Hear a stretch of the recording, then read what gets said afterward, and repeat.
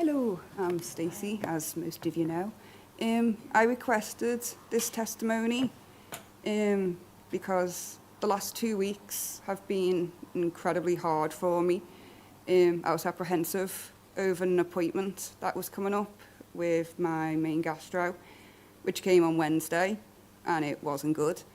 And it put me into darkness that I hadn't experienced in over the year. My bowel is now looking like it's on the way to being completely paralysed. So tube feeding might not be an option for me anymore. It might have to be where I'm IV'ly fed, which has always been a hard no for me. It made me silent for 2 days. It made me not just cry. It made me where I didn't pray. I was angry.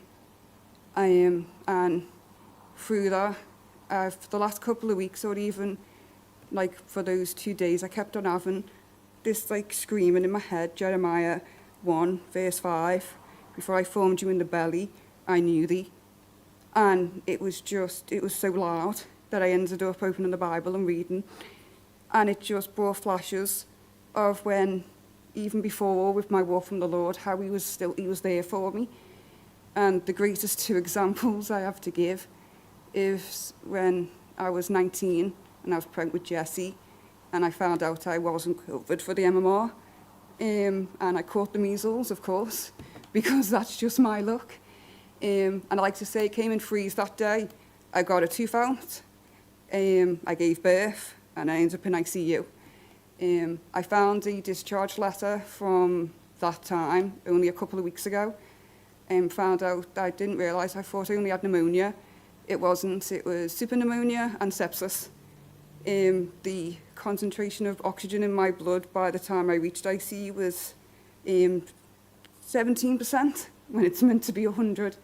So how I'm still standing here today is a miracle. And that was before I saw the light and came to the Lord. Even Jessica, she shouldn't be who she is, and you've all met her. She's a cheeky chap, but she could have been brain dead, she should have been blind, deaf, and she wasn't. So even before that, she was protected, and it lifted a weight off me, not all. And then another thought came to mind, was with my gallbladder, when it was 8 years of hell. But by the time they took the gallbladder out, the surgeons came to me and said they don't know how I was still standing. There's two worst ways a gallbladder can be, which is where it's full of stones and pus, whereas if that pus goes into the bloodstream, then you get sepsis, you could die. The second worst is the walls are breaking down, and what should have been a simple 2-hour operation ended up turning into a 4 or 5 because they couldn't open me up. They had to do it with the cameras because of needing a feeding tube. Mine was both. But for 1 centimetre stone in the neck of the gallbladder, then that pus and those stones would have been released into my digestive system, and I would not have made it, because no matter how much pain I was in, I would not have gone to that hospital, because I hated that hospital. And I just think if that stone wasn't formed there from the very beginning, and I don't believe that it wasn't by design, that it wasn't there, so I was meant to be. And it lifted it completely off me, because I thought if he could do that, well, I didn't believe in turn my back on him years before. I was angry at him. How dare I question him now? How dare I not put my faith in him now, not when he has shown me how much he has already done in my life also. And if I do have to be IV, then that's what I've got to do. I know he will protect me. I know that all my fears of what could happen won't, because he won't allow that to happen, because I believe that he won't, and I know he won't, and the grace of the Lord that he won't.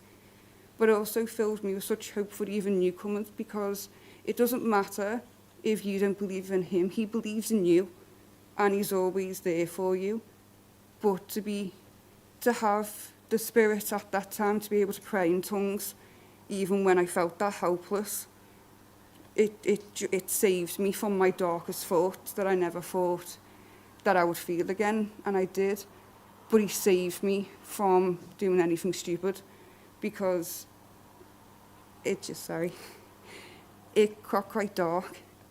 But he saved me from that, and that's what I wanted to share today. That even when we falter, he's still there.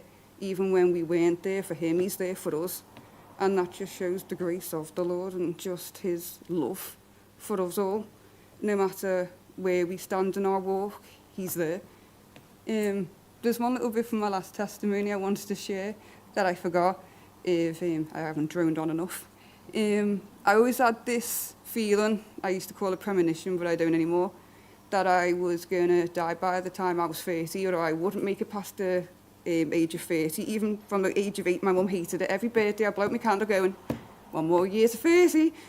And I got baptised when I was 30. So I guess I was right, because the old me died and a new creature came in its place, and I'm now 32 and still kicking. So praise the Lord for that. Thank you.